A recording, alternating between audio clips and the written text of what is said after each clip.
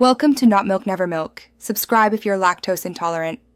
You start by ensuring your model has real-world scale so measurements mean something. Open Zbrush, import your mesh, and set document units to mm or cm. This aligns Zbrush units with your intention. Next, set the tool scale factor so 1 unit equals your chosen unit. This prevents later conversion errors. Once done, enable the transpose line or install Measure It. These are the instruments you'll use to read distances, because they map vertices to real-world numbers. You now measure with the transpose line because it's fast and precise.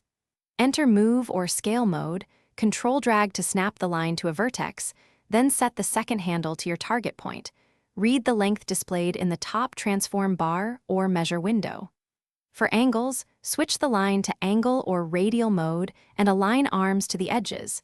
This shows degrees. Make sure to convert if values show Zbrush units. Multiply by your scale factor so the numbers reflect millimeters or centimeters accurately. You finish by using Measure It when you need multiple measurements or a printable report.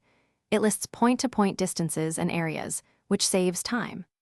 Once measured, lock the tool scale and export either a CSV or screenshot so your data stays consistent outside Zbrush.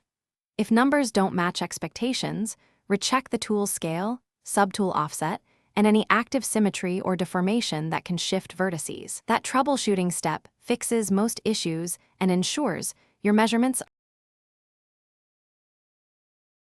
Thanks for watching. If this was helpful, leave a like and consider subscribing. See you next time.